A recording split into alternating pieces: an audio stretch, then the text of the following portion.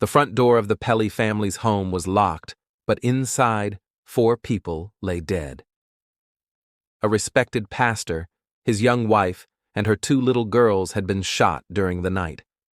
By the time police learned what had happened, the only family member missing was 17-year-old Jeff Pelley, found hours later in a tuxedo with friends on prom weekend.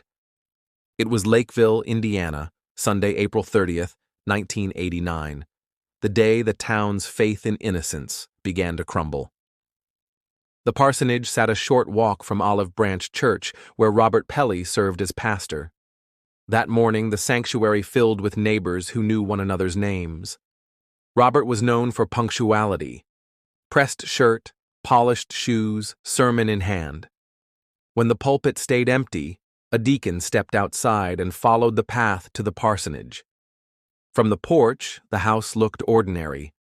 Knocks went unanswered. At the back door, the deacon pressed his face to the glass and froze at the sight of something pale on the floor. He stumbled away to call police. Officers forced entry and stepped into a hush that felt deliberate. In the hall lay 38-year-old Robert, shot at close range. Nearby lay his wife, 32-year-old Dawn. In a small bedroom, Dawn's daughters, 8-year-old Janelle and 6-year-old Jolene, rested beneath neatly pulled blankets. Each victim had been killed with a shotgun. Detectives started with what they could see. No window was broken. No drawer had been dumped. The killer had moved with confidence through familiar rooms. The order of the bodies suggested sequence. Robert first, then Dawn, then the girls. The blankets over the children read like an apology after the act, or a final attempt to make the room look harmless. They turned to the only person not accounted for, Jeff, Robert's son from a previous marriage. Prom had been the focus of his weekend. Friends said he had been grounded over recent trouble and told he could attend the dance, but not the after-prom. He grumbled that he would go anyway. He left the house dressed and smiling, the way seniors did on the night they wanted to remember. Police located Jeff with friends during post-prom activities. He said he had stayed the night away from home and had not heard about the murders until officers told him. His calm struck some as composure and others as coldness. Behavior, detectives knew, was a poor thermometer, but people remembered it.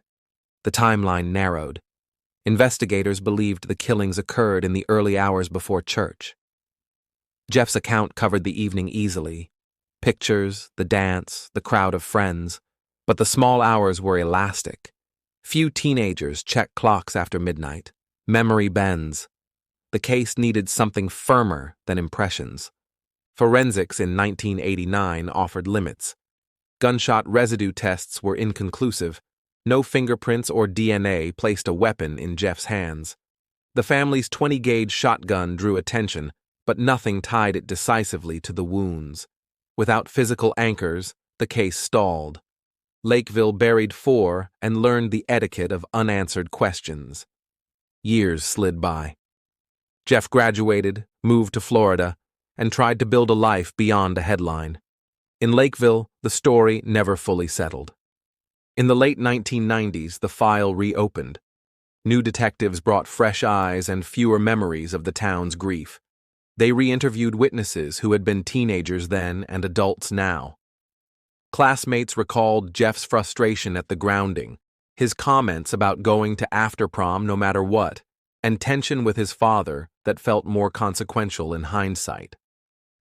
A circumstantial picture took shape. Motive, opportunity, access, and a house that had not been forced. In 2002, 13 years after the murders, authorities arrested Jeff Pelley and charged him with 4 counts of murder. The news unsealed old feelings. To some, it sounded like long-delayed justice. To others, it sounded like the state trying to bind speculation into a case. News crews found the town within hours of the arrest. Old photographs of the family ran on television beside footage of the church sign creaking in the wind. In diners and feed stores, people spoke carefully, weighing loyalty against what they had heard in whispers since 1989. Some said the handcuffs looked like mercy for the dead. Others said the state had simply chosen its suspect and built a staircase to reach him. Trial came in 2006. Prosecutors walked jurors through the house, hour by hour.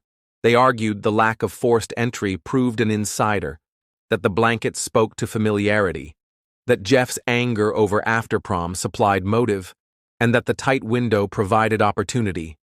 Their story had no confession and no DNA. It leaned on pattern and probability. The defense answered with holes. No physical evidence tied Jeff to the trigger. No neighbor saw him carry a gun. Gunshot residue proved nothing. An unknown visitor could have entered quietly, they argued. Someone trusted, someone expected, someone who left before dawn. They warned jurors not to read guilt from a teenager's flat affect when told the worst words a person can hear. The jurors deliberated. When they returned, they convicted Jeff on all counts. The judge imposed a sentence of 160 years. Outside the courthouse, the wind carried pollen across spring fields. Inside, families on both sides tried to breathe. The verdict did not end the debate. Appeals challenged evidentiary rulings and the weight given to memories gathered years after the crime. Courts upheld the conviction.